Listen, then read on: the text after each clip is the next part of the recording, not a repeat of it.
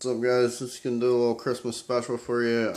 I keep getting questions about my setup and care and those type of things, so I don't really have time to go over all that, but just to blow through a couple quick questions that I get asked all the time.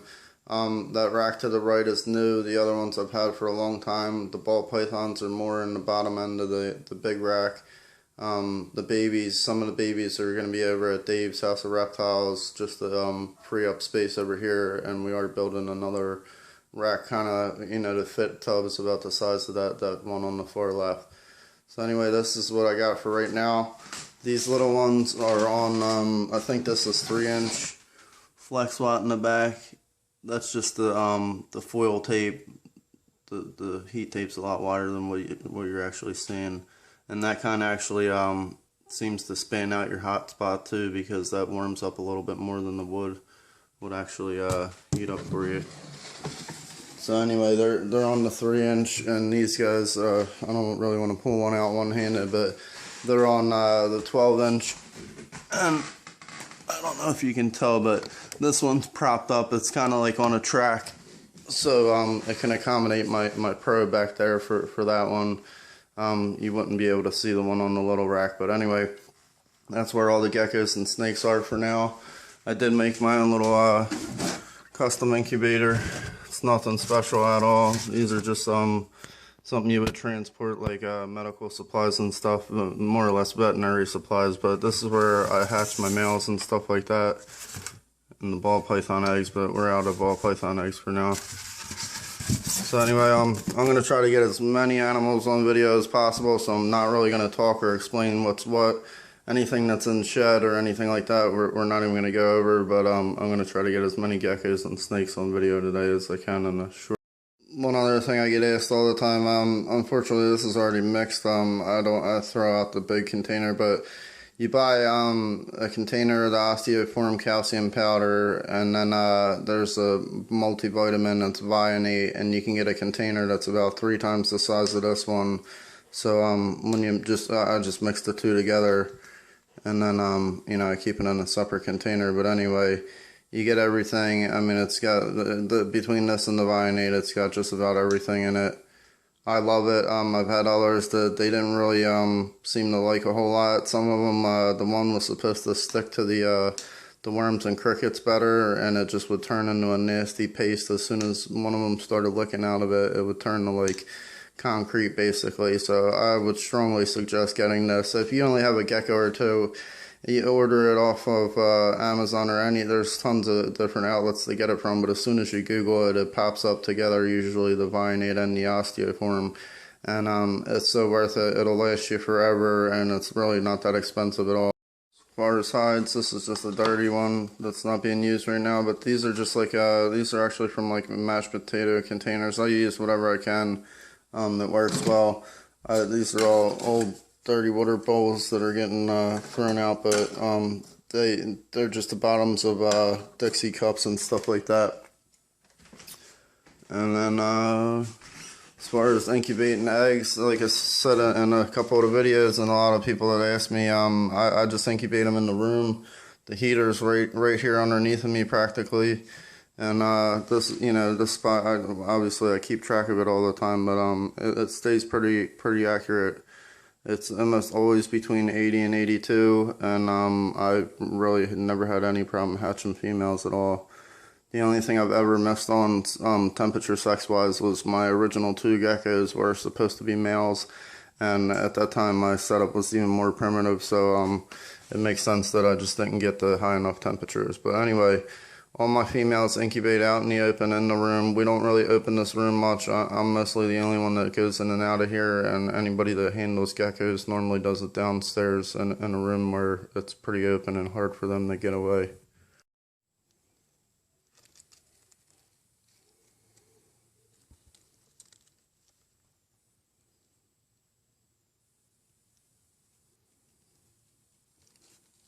Sorry, we're having trouble focusing for some reason.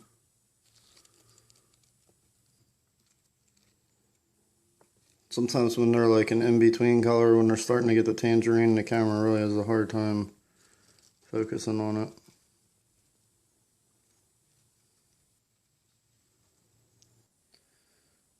I don't think I covered this before. We actually got these by accident. It didn't look like a split container because of the packaging that was wrapped around it. You couldn't even see it, and it doesn't show it in the picture.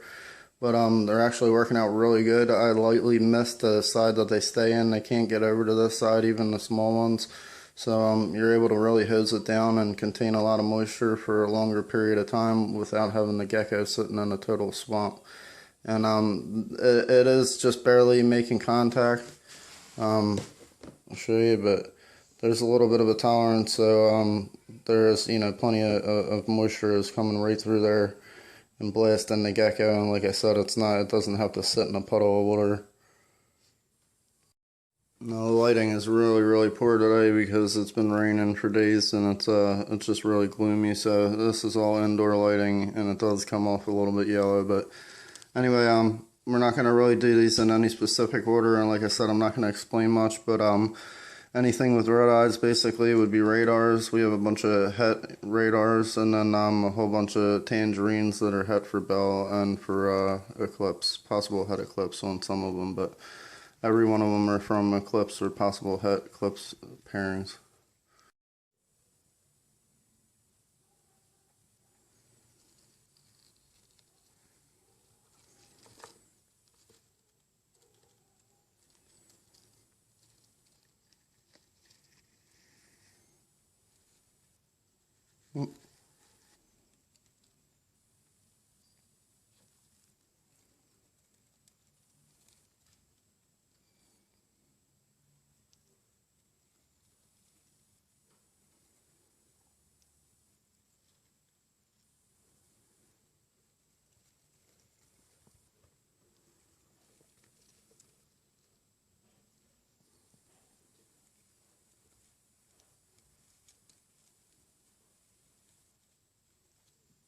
Just wanted to cover this too real quick. This is my typical hatchling setup. You see the mealworms already got in the water bowl, but believe it or not, this is a pretty good amount of real estate for a gecko this size. They're able to hide in and out of there in the darkness without, dealing with the light or having to stay in the moist hide. There's actually plenty of room. These guys run back there. They get all the way behind us like it's nothing. And this is very short term. I like the ones over there much better for a hatchling a little bit bigger than this. That's a ton of room over there.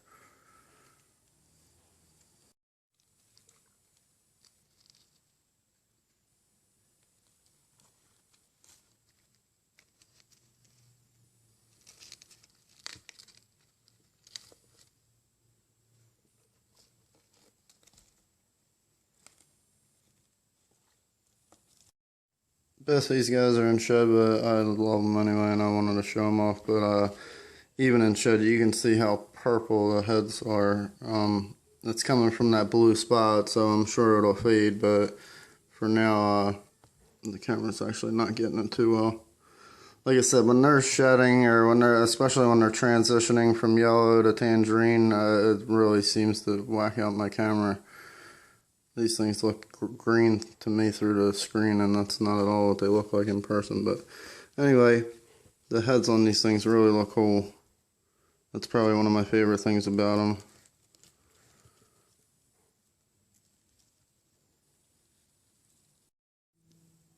Two more that are going in the shed, but both of these are definitely favorites. I don't know if I'm going to hold this back just because it's a possible het eclipse, but this guy I really think is going to be a stunner.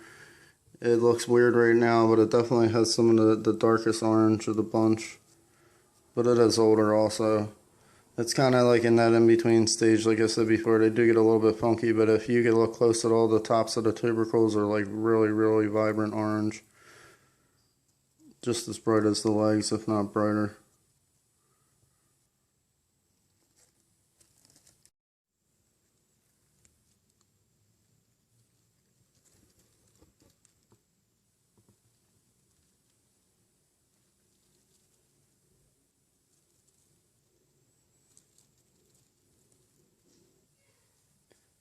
Of course, as soon as you call on your absolute favorite, something's got to happen. But That was my fault. Nothing, he didn't throw his tail or get bit or anything. I pinched it shut. I was putting him back in his moist hide because that was where I found him after one of the videos, and just the very tip of his tail was in there, and he just wiggled and ripped it right off. So I didn't even really get a chance to unsnap the lid. As you can see, he's got the really purple head too, from those blue eye spots. It's pretty cool. I think out of the visual eclipses, this one's definitely going to have the most tangerine.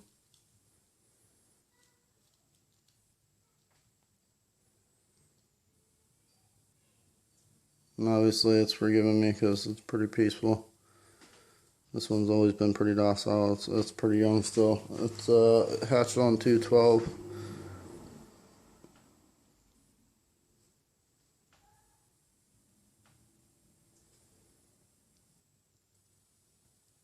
Two of the temperature sex males. Both of them have really awesome heads.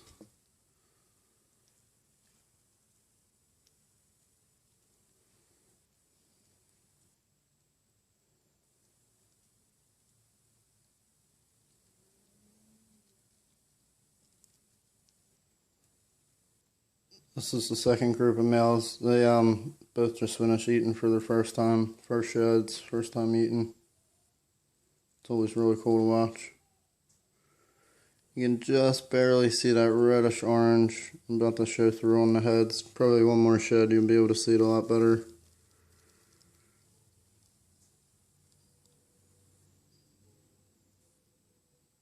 I like the black feet on these guys.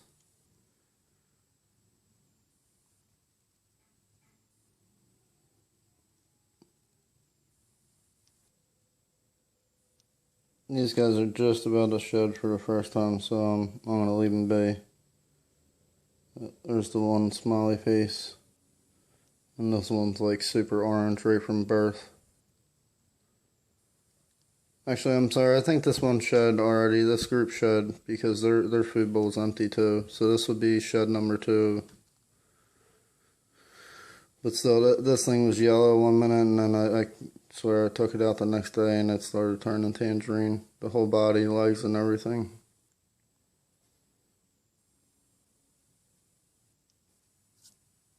When I first put them in here for the very first shed, I basically just give them a water bowl and I spray this down really good, which I'm about to do, so it is a little bit dry. But besides peeking in on these guys, I haven't even touched them since they hatched. This hopefully is our first male eclipse from the blood marine to radar. So 100% het bell. Can't really see any carroting in the tail on this one, but some of the other ones didn't really have it at birth, and within a shed or two they started to show it. But either way, he's still really cool. He looks completely patternless. All the other ones' heads turned out really cool, so I'd assume his will too.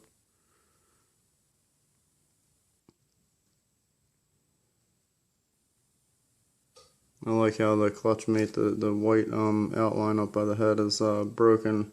And if you can't tell, it has these really like bright white, or maybe, I don't know, I guess it's got a little bit of a yellow tint now.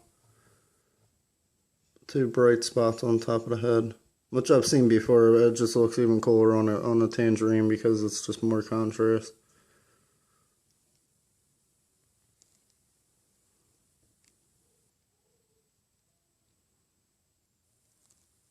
So anyway, these might be the only other male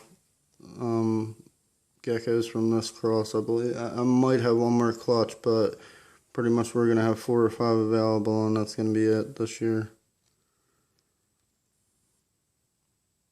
I will have male radars and bells, but that'll be it for the blood and marine cross this year. I don't have another bigger container, so I just did all my favorites at once. This right here is my super fire male. Got a whole lot of pattern on them. It was so hard to see this when it first hatched out because they're practically transparent. They have a really pink appearance when they hatch out. Very cool. This possibly is a pastel, but only time will tell that. This is one of the nice fireflies. This one's going to be available for sure. It's a cool male. This is going to be my female right here that I'm holding on to. She still, even though she probably gets handled the most out of the fireflies, she still likes to hide.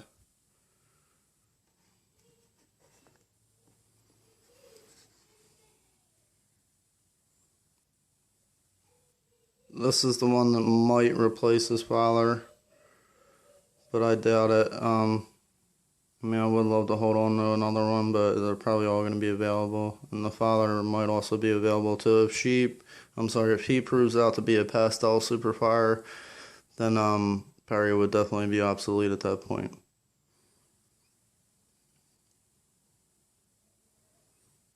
But the color on these guys is just, I mean, I'll hold them a little bit closer to light, but compared to the regular pastels, which I grabbed one of the regular pastels just to show you the difference. The fire dream really pulls in all that color. It's funny because when this thing sheds, it practically looks like a fire or a normal, and when these guys shed, they still look brighter than your average pastel. We're gonna wrap up with a couple breeders. Actually, this is one of my females right here. This is one that we were hoping to get some more conclusive results on whether or not she's a visual radar. She had snake eyes her whole life. She still does have the extra pigment in the corner of the eye. It's not as dramatic as before, but she was also like a patternless stripe more or less. She had a couple little spots up top and that was it.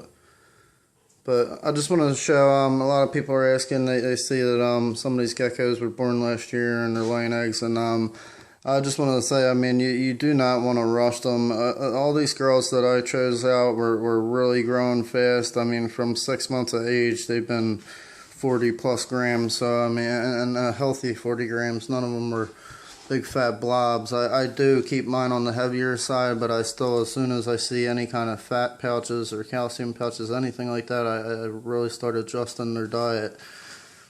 The supers, especially, a lot of the girls that that overeat, I don't give them supers at all because they're anything a little bit extra fatty, it'll just make it that much worse, and they'll just be that much more overweight. So anyway, I already got the scale on. I actually have no idea what she weighs right now, but just to show you, I mean, she's laid 4 clutches now, and she's building a 5th right now. So I mean, after 4 clutches, she's still over 50 grams, and I mean, she's more of a long body gecko. She wasn't like a real heavy body gecko, but like I said, she was healthy looking, she was very active, eating well. So I mean, we chose to breed her, and there were some that we chose not to breed. I have geckos that are even bigger that are just real skittish, and I just, you know, I didn't really feel the need to just breed geckos just to breed geckos. Everything that I bred this year has a purpose for future projects, and because out of what I have, they were the most asked for. This is Eve. This is the first gecko I ever produced, and you can even tell by her. I mean, she's got where's her paper? 1, 2, 3, 4, 5 clutches on the ground and 1 inside her right now. I can see the eggs right through the top. I don't think it's gonna show up that good on camera, but yeah, I mean, she's got plenty of eggs she laid already. Look at the tail. I mean, her tail's almost as fat as my damn thumb. Like I said, she was healthy to start out with and very alert and active. So, I mean, I felt there was no problem with breeding her. We haven't had any of them holding eggs for long periods of time. I did actually have one last year that we thought might have been egg bound, but she actually passed them fine. But anyway, it's obviously not just size. Like I said, I mean, you wanna start with a healthy gecko. I mean, they can stop eating really fast, and there's nothing you can do sometimes. I mean, we have access to roaches and everything, you name it, and some of them just still won't eat. So you want to make sure you start out very healthy, because you can't. It's not like you can stop them from laying eggs once they start. And since we got the scale out, put her on here. Yeah, I mean, after all those clutches, she's still up around the 60 gram range. And this gecko is a little bit over a year old now, but when she started laying eggs, she was actually just under a year.